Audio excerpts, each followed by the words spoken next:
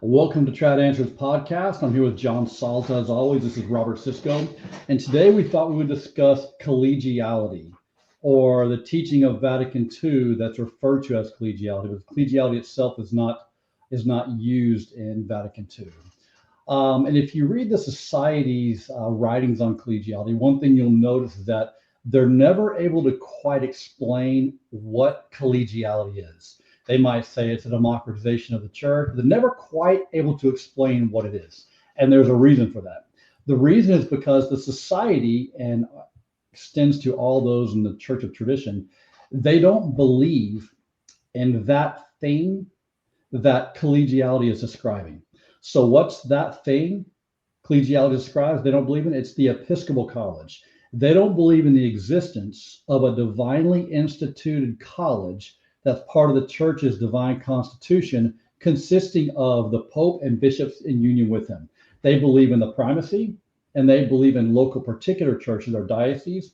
But what they don't believe in is something in between those two, which is a divinely instituted college, an office instituted by Christ that's part of the church's divine constitution. That is what Vatican II's teaching on collegiality refers to.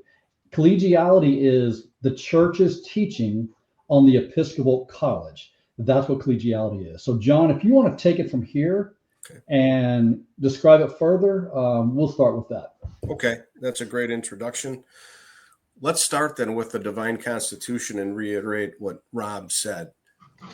Christ established the church in the following way. He created, some theologians refer to them as offices. I kind of think of them as two organs of the church. This divine constitution, which consists of a papacy, which holds the primacy, and the College of Bishops. And maybe we say it this way, the primacy, the papacy or the primacy, which has a number of privileges, for example, and this was established for Peter and his successors. So some of the privileges include being the vicar of Christ, having supreme jurisdiction over the church individually, the ability to depose bishops, etc. So that's one divine organ. But the second divine organ that Rob mentioned is the College of Bishops, or the Apostolic College, as it was originally called, because it included Peter and the rest of the apostles, as well as their successors.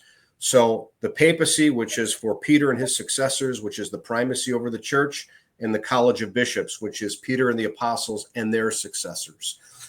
Now, one of the things we'll get into is that the Apostolic College, are often just referred to as the Episcopate or the Episcopal College or the College of Bishops, also has a number of privileges. And one of the privileges it has by divine positive law of Jesus Christ is that the bishops share in the universal jurisdiction of the Pope when they're in hierarchical communion with him and have a canonical mission. Okay, so this is how, for example, bishops can sit as judges in an ecumenical council and actually make decisions that affect the universal church. If you think about it, that authority which affects the universal church is different from the territorial jurisdiction or the particular jurisdiction that they would exercise over their diocese.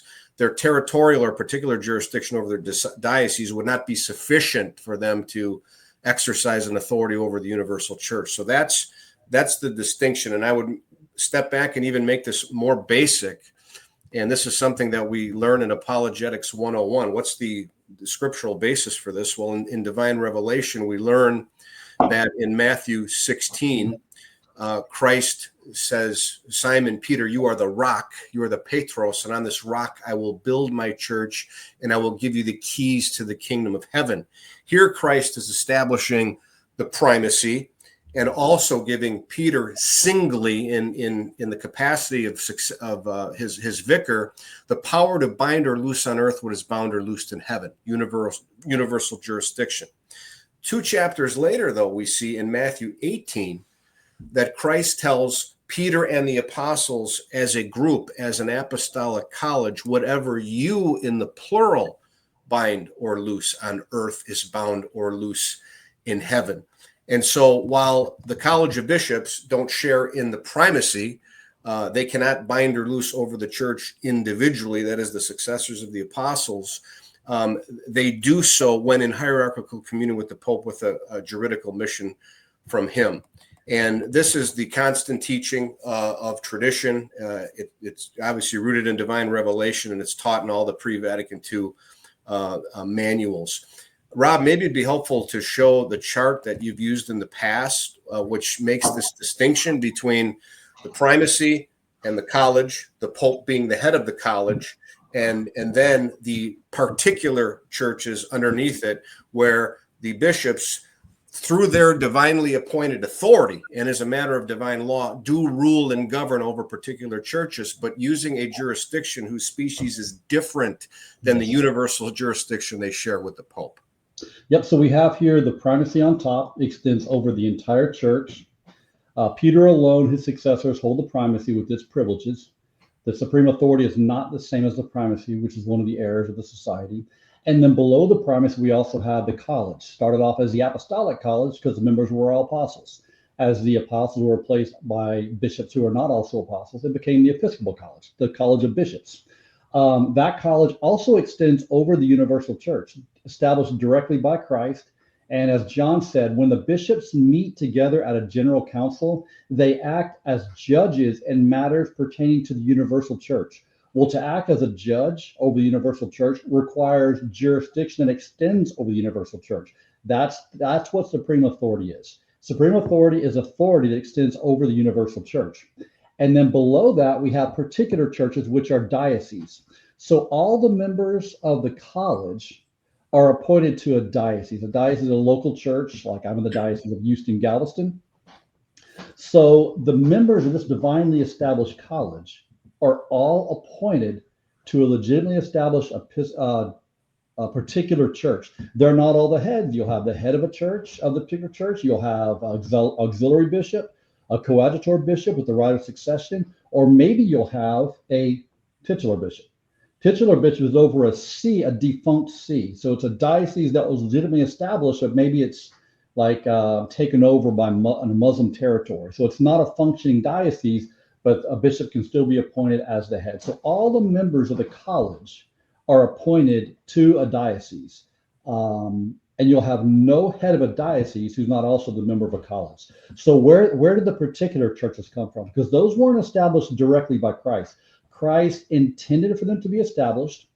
They have their origin in Christ because he intended them to be established. They also have their form from Christ, which is monarchical.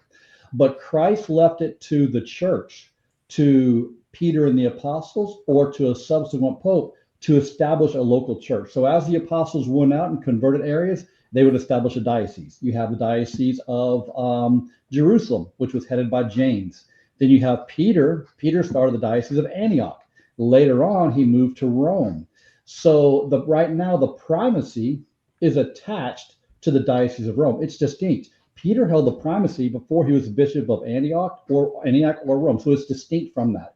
And all the apostles were members of the college before any particular church existed. That's how you know the Episcopal College is itself distinct from the particular churches. The society only believes in the primacy and particular churches. They don't believe in the Episcopal College. So the Episcopal College are legitimately established episcopal sees with territorial boundaries. Those are established by the Pope, and he can also restrict or expand their boundaries. But they're part of ecclesiastical law as far as the boundaries, part of divine law as far as their monarchical form. So this is an overview of the structure of the church. And then in each diocese, you have a bishop, priest, deacon, and faithful by divine constitution. Bishop, priest, deacons, and the faithful. So Dom Gray says that the universal church, which was established by Christ, consists of the primacy and the apostolic college. That's the universal church that Christ established. Okay. And then you have the particular churches as well. The universal church exists in the particular churches. The particular churches are part of the universal church. If you're not a part of your particular church, your diocese, you're not a part of the universal church. It's as simple as that. That's why all these individual sects, like the sects of the society or the Sedevacantic sects, they're somewhere down. They're not part of the structure. They might reside within the territorial boundaries of a particular church, just like the Jehovah's Witnesses do, the Baptists do, the Mormons, but they're not part of the diocese. So they're not part of the Roman Catholic Church, the structure of the church. So anything to add to that, John? Oh, that's a great summary of that. And again, if you're not part of this structure, you're not part of the Roman Catholic Church. And so hopefully with this as a background, our viewers can understand the distinction, and this is critical, the distinction between the primacy and the episcopate or the College of Bishops. The Pope alone holds universal jurisdiction over the church singly, while the College of Bishops share in this supreme power or supreme authority or universal jurisdiction, terms for the same thing, as part of the College of Bishops. And everything that Rob explained, this has always been the common teaching of the church, but Vatican II made this more explicit in her document Lumen Gentium. And I'll just quote one sentence from that. Lumen Gentium 22 is bringing forth clarity that the college is also a subject of the supreme authority. That's what it teaches. And I quote from Lumen Gentium 22, quote, "The order of bishops is also a subject of supreme authority in the church," end quote. And the nota previa to Lumen Gentium also says as follows, quote, "The college, which does not exist without a head," right? When we refer to the college, we're referring to Peter and his successors, along with the apostles and their successors. The college, which does not exist without the head, is said to exist also as a subject of supreme and full power in the universal church, end quote. Right? So this must be admitted of necessity, okay, so that the fullness of power belonging to the Roman pontiff is not called into question. There's a distinction between the primacy and the episcopate. So the Pope alone exercises universal jurisdiction singly, but the College of Bishops also exercise that collectively when in hierarchical communion with the Pope. As we mentioned, they do this in a council, but they can also do it even when dispersed in certain circumstances. Now, the Society of St. Pius X rejects this traditional teaching, even, believe it or not, calling it a heresy. And why do they do this? To be very clear, they equate the primacy with supreme authority. And Rob, did you want to comment on that before I give some I just wanted to add that the ordinary universal magisterium that most people have heard to, what is that? That is the Episcopal College dispersed. That's the College of Bishops when they're not gathered together in a council. When they're dispersed, that's called the ordinary universal magisterium. And just as the Pope is a subject of supreme authority and also infallibility by virtue of the primacy, he has those singly. So the college is a subject of supreme authority and also infallibility collectively. That's why the ordinary universal magisterium are organs of infallibility. They can teach infallibly even when dispersed because they're a collective subject of infallibility. So the infallibility, the OUM, is because the Episcopal College is a subject of infallibility. And it's a subject because it's the Episcopal College that Christ established. So I just want to add that. Yeah, that's a good clarification. And one more point also is that when you hear the infallibility of the ordinary universal magisterium, that does not mean that if a pope directs a teaching to the entire church by virtue of his ordinary magisterium, that's infallible by virtue of the ordinary universal magisterium. That's a common error. The ordinary universal magisterium is the Episcopal College dispersed. And that college teaches infallibly when all the bishops agree and teach definitively that a particular teaching is a revealed truth or a truth that must be accepted definitively. That's when the college teaches infallibly when it's dispersed. So just want to add that too. Yep. And so the Society of St. Pius X rejects this teaching of Lumen Gentium because they conflate the primacy with supreme authority. And we're going to prove that by quoting from him. So Now, assuming in our viewers' minds that there's a clarity between the primacy and the supreme authority, right? Being a second subject, the College of Bishops. Let's look at some of the quotes from the society, which proves that their error is rooted in their conflation or equating the primacy with supreme authority, which I should mention, by the way, then leads them to conclude that Lumen Gentium of Vatican II contradicts Pastor Aeternus of Vatican I. That's what leads them to that conclusion, because they falsely equate the primacy with supreme authority or universal jurisdiction.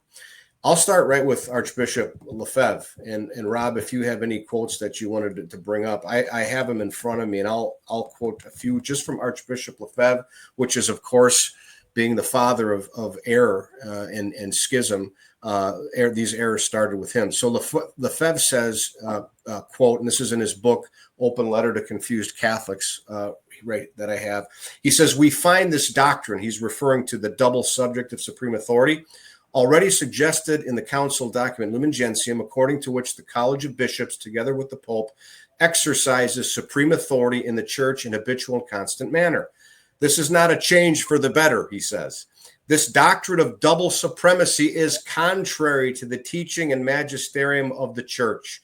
It's contrary to the definitions of Vatican I and Pope Leo's encyclical Satis Cognitum. The Pope alone has the power."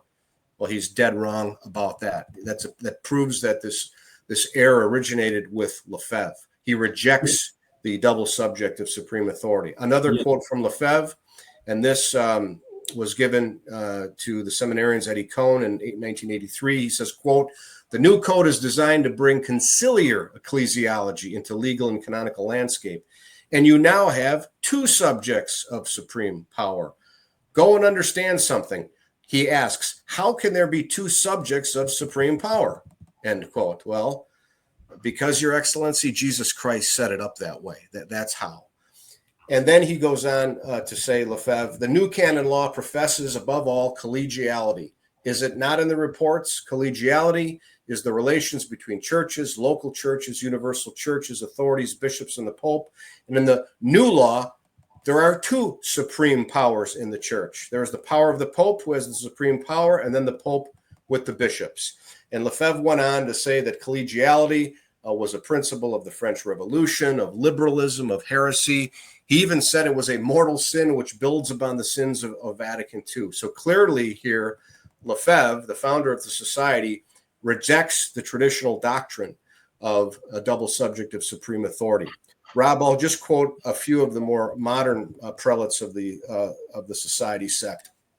Bishop Fillet repeats this error by saying the following, quote, "This idea of a permanent double subject holding primacy."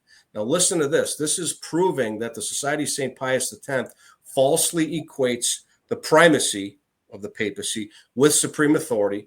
Fillet says this permanent double subject holding primacy, wrong, is in fact contrary to the Church's teaching and practice, especially to the Constitution Pastor Aeternus of Vatican I. Well, of course, if the Church were to teach there's a double subject of primacy, it would be an error, but that's not what the Roman Catholic Church teaches. It's what the society falsely accuses the Church of teaching. So, Father, please. The fundamental error of the society is simply this. They think supreme authority equals the primacy. And I had an email exchange with Father Glees, one of the society's so-called experts. He explicitly confirmed what I already knew, that the society believes supreme authority and the primacy are one and the same thing, the same quiddity. Well, if you think that, then you're going to have to reject Vatican II, because Vatican II says the entire college is subject to supreme authority. Well, the way they interpret it, the entire college is subject to the primacy. Where in the world they get the idea of supreme authority and the primacy are one and the same thing? They must have got it from Lefebvre, because they all believe that. That's their fundamental. That error prevents them from being able to understand what the Episcopal College is. Because what makes the Episcopal College is supreme authority and infallibility collectively. If you think that supreme authority is the primacy, you're not going to be able to understand what the Episcopal College is. So that kind of blocks them from making any progress in understanding what Vatican II is actually teaching. And you mentioned Father Glees. I'll just quote from him a couple quotations. Again, he's one of their so-called theologians. He says, quote, Lumen Gentium 22, clarified by section 4 of the Nota Previa, states, quote, there are two subjects of the, what do you think he's going to say, Rob? Primacy. Quote, there are two subjects of the primacy, the Pope alone and the College of Bishops with the Pope as the head, end quote. Gliese again says, quote, Lumen Gentium no longer affirms that the successor of St. Peter is the sole subject of the primacy. The permanent subject of the primacy is twofold. On the one hand, the Pope alone, on the other, the college with the Pope, who is the head. And this falls under the condemnation of Vatican I. There you go. I mean, people give such deference to these society priests because they say the old mass and wear cassocks. They are so dead wrong on this issue. It is such a fundamental and most obvious error that once our viewers recognize this, they should run, not walk from this organization. Let me give you another few, Rob. Real quick, I've got another quote. I didn't have the quote you mentioned on screen, but I have this quote on screen where he says this. He again equates supreme power with the primacy. He says that the doctrine on collegiality is expressed in number 2 of the Constitution Lumen Gentium, including number 3 of the Nota Previa, contradicts the teaching of the First Vatican Council on the uniqueness of the subject of supreme power in the church contained in Pastor Eternus. So again, he's quoting it, but in a different way, supreme power and the primacy. Father De Giorna, rectory of the seminary in Econe, says, quote, Lumen Gentium implies that there is in the church a double subject of the, our listeners can shout it out, primacy. Again, I'll say this again. This is the rector of the seminary. Quote, Lumen Gentium implies in the church a double subject of the primacy, end quote. I'll end, Rob, with Father Tranquillo, one of the more confident and arrogant prelates of the Society of St. Pius X, who says, quote, Lumen Gentium's doctrine of the two supreme powers, in spite of the Nota Previa, is heretical because it is contrary to the teaching of Vatican I on the uniqueness of the Pope's power, end quote. Yeah. There you have it. The Society calling a traditional teaching of the Roman Catholic Church heretical.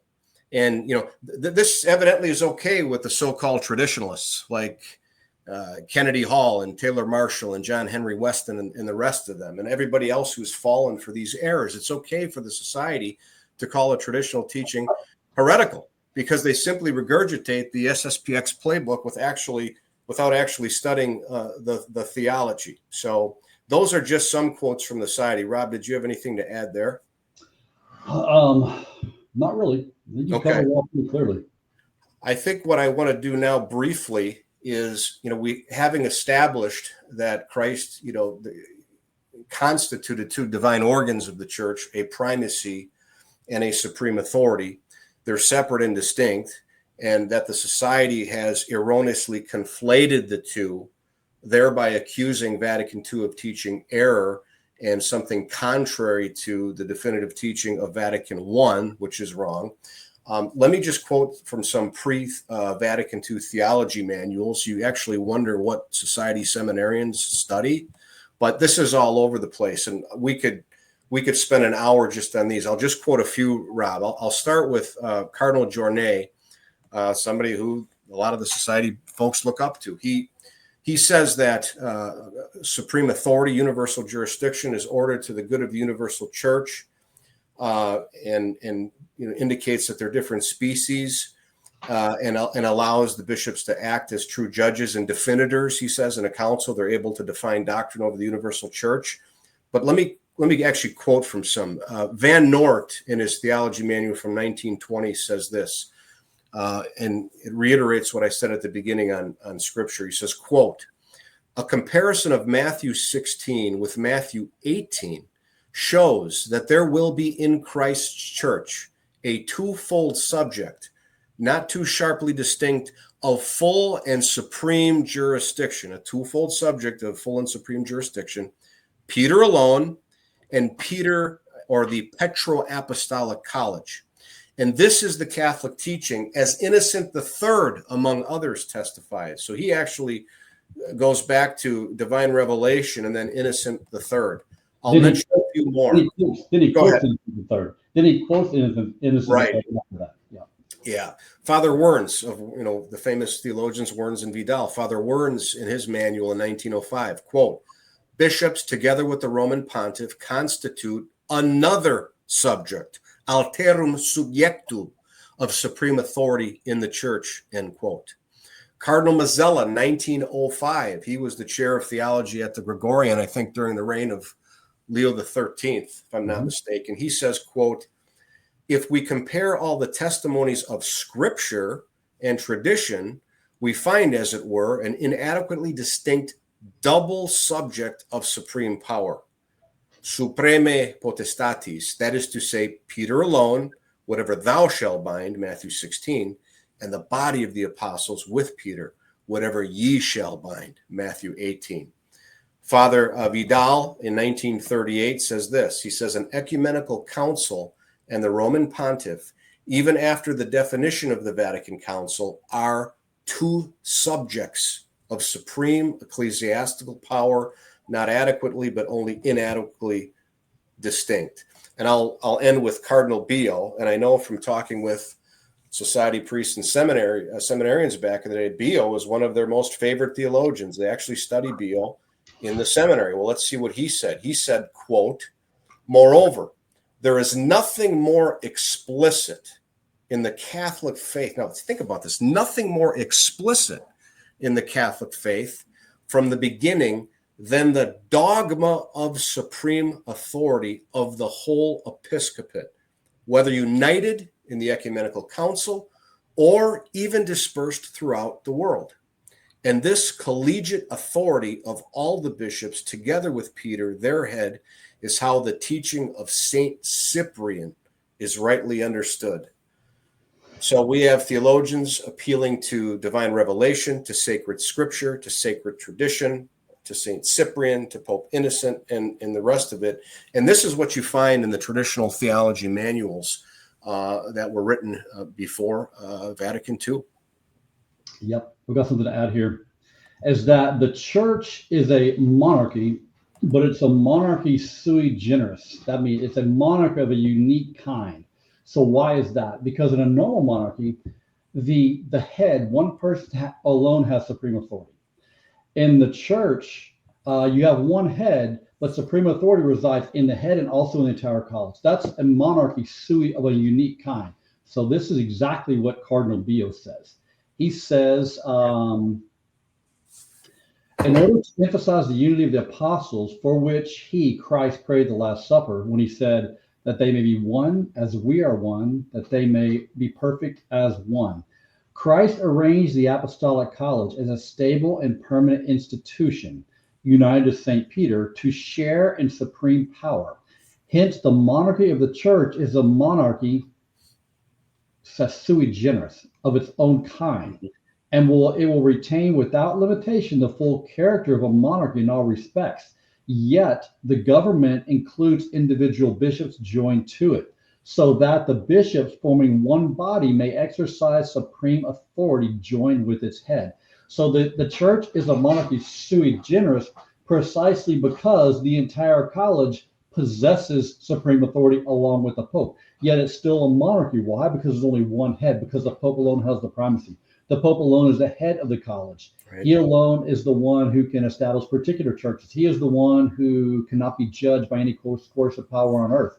There's 23 distinct privileges, at least 23, that apply to the Pope alone by virtue of holding the primacy. So that's why it's still a monarchy, even though the entire college enjoys supreme authority, which again is authority to teach and govern the universal church collectively, such as when they're in a council. Rob, it might be helpful if you wouldn't mind reading those 23 privileges, because, when the society accuses Vatican II of contradicting Vatican I, by the way, Vatican I acknowledged, and Pastor Sternis acknowledged, this obvious distinction between the primacy and supreme authority. I'm just going to quote from Pastor Sternis real quick to prove that. In the section, it says, quote, that apostolic primacy, which the Roman pontiff possesses as successor of Peter, the Prince of the Apostle, includes also the supreme power of teaching. So it recognizes the distinction. Lumen Gentium then comes along and says, and highlights this distinction when it teaches, quote, in it, that's in the unity of the episcopate, the bishops faithfully recognizing the primacy and preeminence of their head exercise their own authority for the good of the own faithful and indeed of the whole church, that is, over the universal church. So there's a consistency there, making a distinction between the primacy and the universal authority. And only the divine mind of our Lord could have thought to set up a monarchy in this way. As you said, Rob, sui generis, it's of its own kind, where the Pope singly has these privileges and yet is head of the college that shares in some of these privileges in a different way, but only when in union with the head. Yeah. Lumen Gentium also explicitly says Peter alone holds the primacy over all. Right before it talks about the college, it says Peter has the primacy over all. Then it goes into the college. And the site, of course, ignores that. But the 23 privileges, this is from I'll just read from an email that I sent to a cited priest who hasn't gotten back to us after saying he would. But the privileges of the primacy include separate infallibility, meaning the Pope alone is a subject of, he can define doctrines on his own. That's separate infallibility. He has supreme authority singly, not collectively like the college, but singly. He has the right to establish particular churches, dioceses, or to restrict and expand the jurisdiction of those already established. He has the right to depose bishops, to convoke councils, to decide what will be addressed at the council, and to confirm or reject the decisions of the council. The Pope alone has the right. Though a council can define a doctrine, the Pope can say, nope, I don't accept it, and it's not accepted. He has the right to select bishops, here you go, to select bishops, to approve or reject those nominated by others, to appoint bishops, and to consecrate bishops. Those are rights belonging to the primacy. Now the Pope and their divine rights, Rob. Let's underscore that, because that I've been talking about this for quite some time, that the usurpation of a divine right is necessarily schismatic. It's contrary to divine law, and this is precisely what the society and all the other independent so-called bishops have done when they've misappropriated, the nomination of their own heretical bishops without not only mandate, but contrary to the will of the Holy Father. That's a usurpation of this divine right. Right, because those three rights are properties of the primacy. The Pope can allow someone else to consecrate a bishop, but he alone has the right to choose who's consecrated or to reject those who are nominated. Okay, so by virtue of the primacy, the Pope alone is the vicar of Christ.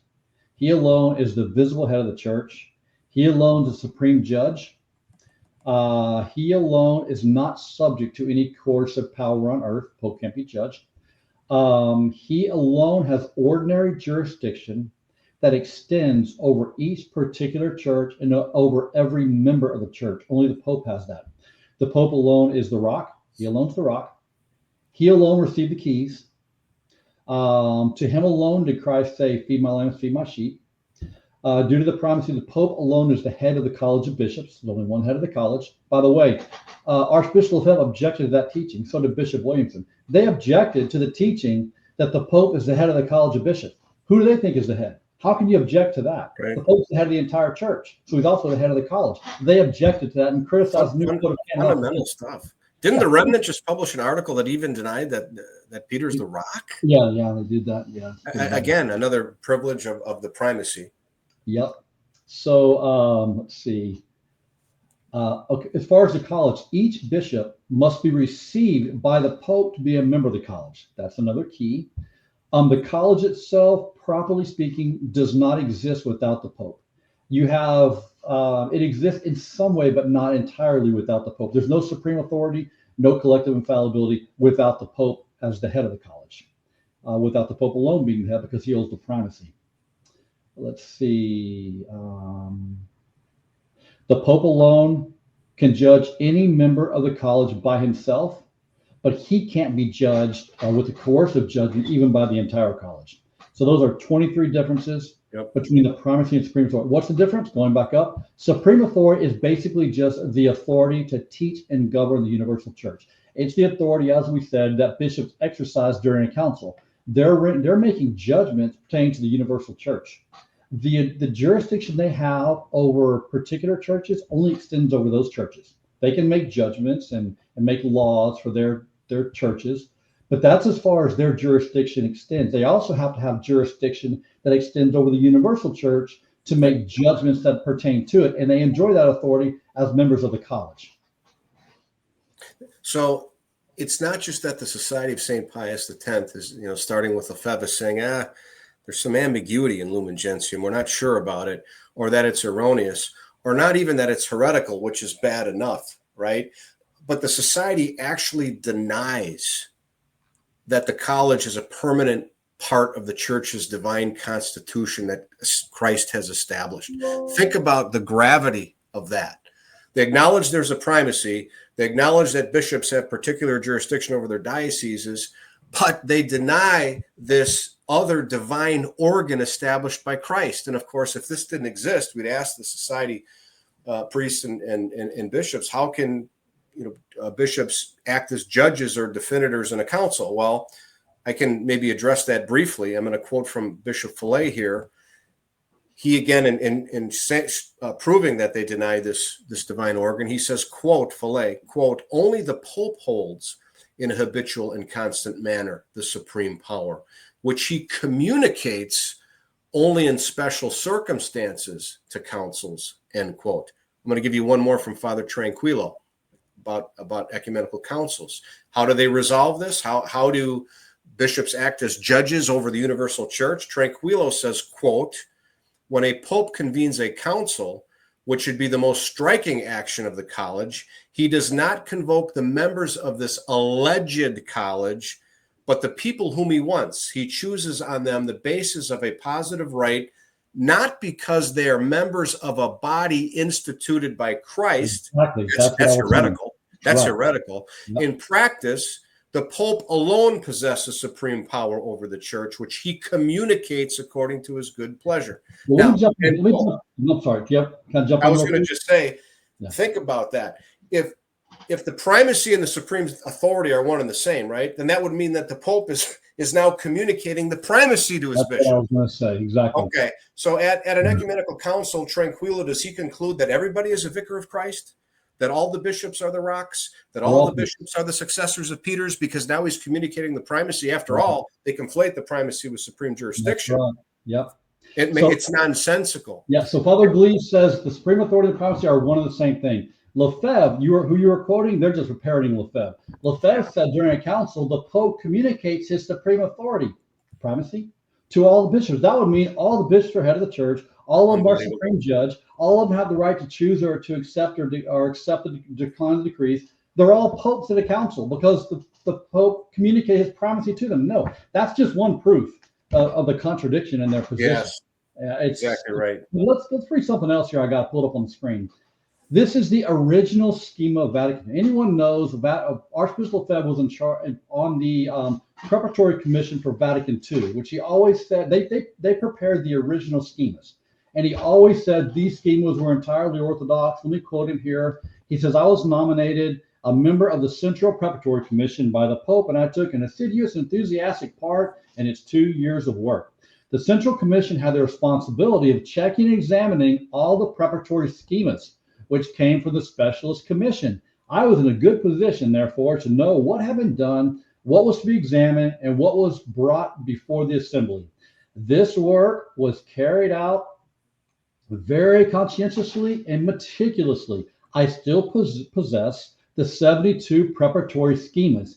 In them, the Church's doctrine is absolutely orthodox. They were adapted in a certain manner to our times, but with the greatest moderation and discretion. That leads us to the question, what did the original schema teach about the Episcopal College, the College of Bishops?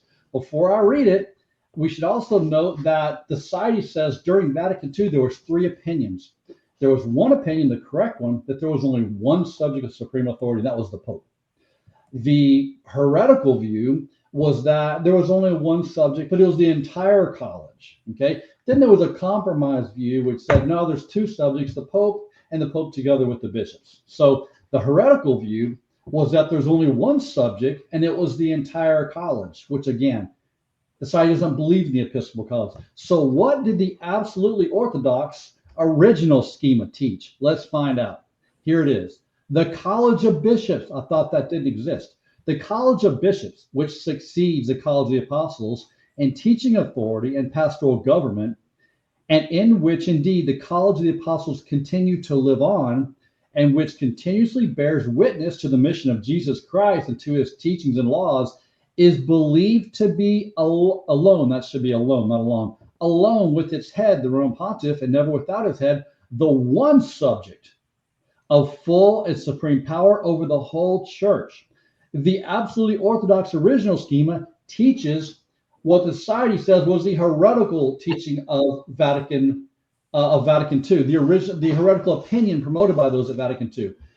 It can actually be understood correctly because there's never going to be a pope without the bishops. So there's always be supreme authority in the body, but it's better to say that there's two subjects because the pope possesses it singly. It's just like there's two subjects of infallibility, the pope singly and the bishops collectively. So the Vatican II actually explained it better, but the point is what the society rejects as heretical was taught in the original schema that Archbishop Lefebvre never ceased to praise because he was on the preparatory commission that helped draft those or that oversaw them.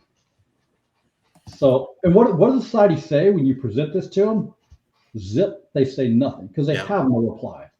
And I've communicated with them. They said they get back, they read it, and they have no reply. Yeah. So they just allow the faithful to continue to be deceived by Archbishop Lefebvre and their previous writings. I thought they were there to defend the faith. They don't. No, they're there to defend the society and Archbishop Lefebvre. Their response to collegiality we presented shows they're not really there to defend the faith, or they'd be coming out and warning the faith. Well, actually, I'm sorry, we've deceived you all. We were wrong about this. About what we got to do is taught us right. But how can they say that now, John? The pillar is going to come down because they even say that the alleged heresy of collegiality is the foundational heresy of Vatican II, which gives rise to the rest of the heresies on ecumenism and religious liberty and the rest of it, synodality. And by the way, we should do a show on synodality because synodality, it simply means assembly. And we've had synodal assemblies throughout the history of the church. That's perfectly traditional. But what comes to mind for me, Rob, is the society, claims that because the Second Vatican Council has taught heresy on this and other things, and even heresy, as we've heard, they claim that all of the documents should be thrown out. Listen again to the Crisis series. Father Reuter, they all say this, that we should just toss out the documents and start over. Well, let's apply the same rule to the Society of St. Pius X, right? Since we have just shown that they are the ones who are in error, that they are the ones who teach heresy, then according to their own rule, shouldn't all of their teachings be rejected? Anything they have to say on Vatican II and the Crisis should be completely and summarily dismissed. That's the rule they want to apply to Holy Mother Church. Let's apply it to them. They really are a clear and present danger to the faith. And this is something that has led priests, I think it was Father Oswald from the Diocese of Rockford, somewhere in Illinois, and others, they point to Archbishop Lefebvre and the Society's interpretation of collegiality and say, this heresy has led me right out of the Catholic Church. Yep. We should, and we want to be clear, we have privately communicated this information and much, much more to the society priests and their theologians. And we know them well because we worked with them when we wrote our book, True or False Pope. I mean, we have an ongoing and collaborative relationship with them for well over a decade. They remain completely silent on this matter. And we know why, because they have no rebuttal, because if they would come out and publicly state that they're wrong on collegiality, the whole SSPX house of cards comes crumbling down. It's over. It's over. And this isn't the only error they teach, but this is one of the most foundational errors they teach. 50 years, apparently, nobody inside has chosen to look into this. 50 years, they've been repeating the same errors on collegiality. Now, about 6 or 7 years ago, I actually was like everyone else in the Christian movement. I didn't quite understand collegiality a little bit, but didn't quite grasp it, so I decided to look into it. I must have been the first one to do that because within 1 week, I saw it was totally traditional, started corresponding with society priests. They have no reply. Apparently, no one else has done that before I did. That's all I can conclude. Yeah. When I went into apologetics a long time ago, 25 years ago, this teaching was very easy for me to understand, Rob, because I was well versed in Matthew 16 and 18, even in the Greek and what the fathers and doctors have always said about those. And of course, Vatican II has made this more explicit. It's given more clarity to it. But it's always been, a fundamental doctrine, this double subject of primacy through the sharing of the power of the keys. The whole college has it. Mm-hmm. When we communicated to the society, Rob, we posed to them a number of questions that remain unanswered, and this is many, many months ago. Do you have it? I can read those questions. Yeah. Before you do that, let me just also mention that Yeah. That the church, the college's subject of supreme authority was taught during Vatican I in numerous places. Right. There was a second divine constitution on the church that was drafted. The first one pertained to the primacy. The second one to the entire Episcopal College. Before the council could vote on that or even review that, the council was cut short by the breakout of the Franco-Prussian War, so they never got to it. But in the commentary on that, Collegian, in his notes he had for the Relatio, he explicitly says there's two subjects of supreme authority, the Pope and the Pope together with the bishops.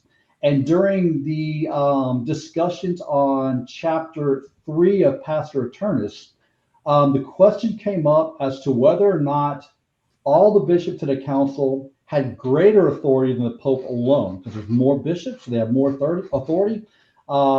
Bishop Zanelli answered that question by affirming, well, this is what he said. I'll just read it. This is during Vatican I. We willingly agree that supreme and total ecclesiastical sovereignty over the faithful resides in ourselves, the bishops, gathered in an ecumenical council, and ourselves, the bishops, united to their head.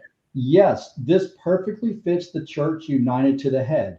The bishops gathered with their head in an ecumenical council, in which case they represent the whole church, or dispersed, and not in a gathered council, yet in union with their head, in which case they are the church herself, truly have supreme authority. But the words of Christ should make everything clear. If by the fact that he promised to be with the apostles and with their successors and granted other such things, we can infer that this truly full and supreme power over the church. By reason of the same, from the fact that similar promises were made to Peter alone, to his successors, we conclude that the same truly full and supreme power was given to Peter and his successors, even independently of their acting in common with the other bishops. So he's saying here that the same exact supreme authority resides in the Pope alone, and it resides in the entire college together with the Pope. That's Vatican. That's basically the Episcopal College. That's collegiality right here. Yeah.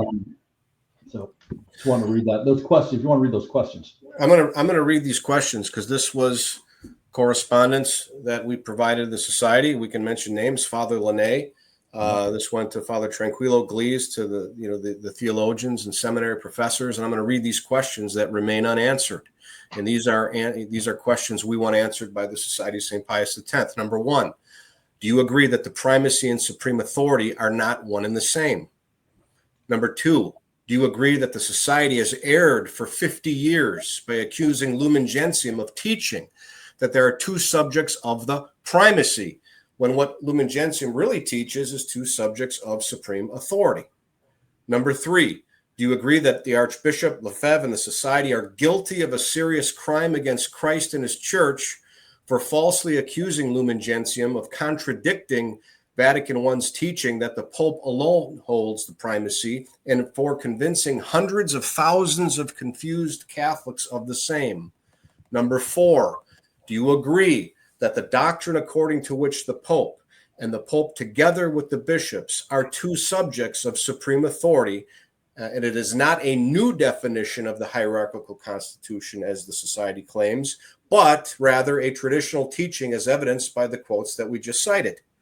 And finally, number five, do you agree that the society and its priests, each and all, have a grave moral obligation to correct their error by retracting their false claims about collegiality as taught by Lumen Gentium, and issue an apology to all those who were deceived by Archbishop Lefebvre and by the priests he formed? no answer to those questions. None at all. None. This is very grave, dear listeners, because this has led folks out of the church, and this is a denial of the way Christ has established the church, and it's actually I think, the foundational heresy of the Society of St. Pius X, which has led to the rest of its ecclesiological errors on the nature of the church relative to jurisdiction and episcopal consecration and the like. Yep. There's one other aspect of collegiality we'll discuss in another podcast, that is what is conferred by episcopal consecration. The society claims that Vatican II teaches that episcopal consecration confers jurisdiction, yet Pius XII taught that jurisdiction received from the Pope. Society claims there's a contradiction there. Once again, it comes down to the fact that the society misinterprets a term. They interpret munera as meaning actual jurisdiction and actus secundum. So that's the answer. That's part two. We'll address that in more detail, but it's just one more error of the society. St. Augustine talked about how when schismatics break away from the church, it's like a branch that's broken off a tree. It still looks the same, but it doesn't have the life anymore, and so it kind of rots. The society's broken away from the church, and the fact that it doesn't have the life, it doesn't have the Holy Ghost, is evidence from the fact that they've gone 50 years with no one catching this error. How could they possibly go 50 years with no one spotting this obvious glaring error on their criticism of collegiality? To me, that's just evidence that they don't have the Holy Ghost. It's amazing that all these podcasters will just throw out the word collegiality as a hit and run, and they'll say, it's an error or a heresy or a liberal or a red flag, all these, new podcasters out there, without ever delving into the actual teaching of collegiality, teaching of Lumen Gentium, and it's a hit and run approach, and it's quite unfortunate. It's just like the society. What it is when it comes to the teaching of Archbishop Lefebvre, so what I've concluded is that all critical thinking gets shut off. Click. The critical thinking switch gets shut off. So when Archbishop Lefebvre says something, even if they really know it's false, it's just they accept it. Like when Lefebvre said bishops get their jurisdiction from the people. Every society priest knows that's false, but no one opposes it. Bishop Tissier, he mentions that teaching in his book on Lefebvre. He quotes part of the teaching and doesn't criticize it. It's strange. It's all critical thinking gets shut off. They just absorb whatever he said. And that's the same as podcasters who are clueless. They don't have any idea what collegiality is. They don't bother to look into it. They're just repeating what the society is telling them about collegiality. It's such a foundational doctrine which expresses the unity of the Pope and his bishops. And our new Holy Father, Pope Leo XIV, even mentioned it, in his introductory comments to the faithful. And then he mentioned synodality, and we'll do another show on that. Separate apart from what a synod may address or conclude, the fact is these local type assemblies have always been part of the church. So collegiality is expression of the unity between the Pope and the bishop. Synodality may be a subset of that expression in certain cases, but there is a relation there. Yeah, there's two facets to the keys. The keys has two facets. Yeah. There is the key of power or authority, and there's the key of knowledge, discretionary power. Now, I mentioned that the Pope alone and the Pope together with all the bishops it's the same exact authority. But the entire college with the Pope actually has greater key of knowledge than the Pope alone. There's a greater key discretionary power because there's more people involved. So in that sense, a college is greater, a council is greater than the Pope alone in respect to the key of knowledge. Synodality is like an expression of the key of knowledge. You have more individuals thinking things through, and so it's an exercise of the key of knowledge, not the key of power. Right, and there have been at times learned lay people that have participated in these synods, and this is where all of the false trads of today say, that's pure modernism. There's no precedent. That's not exactly true, and they're participating not in the key of authority, coercive authority, the ability to make definitive judgments that bind anybody, but they're more in a consultative role under the exercise of the key of knowledge, which is coming from hierarchical authority. But because it's matters pertaining to the faith, the faithful are allowed to participate and are welcome to participate in such matters. As Pope Nicholas I explicitly taught in his letter to the Emperor Michael. Yeah, that's excellent. That's right. We can go on and on by this, but this was a lot. Again, this is just part one of our series on collegiality. This is the first error of the Society of St. Pius X, equating the primacy with the supreme authority. In our next installment, we're going to address their error on the distinction between the munera and actual jurisdiction, and how they falsely accuse Lumen Gentium of teaching that bishops receive actual jurisdiction upon their episcopal consecrations. Yep. Very good. Okay. See you next time. See you next time. Bye-bye. Bye.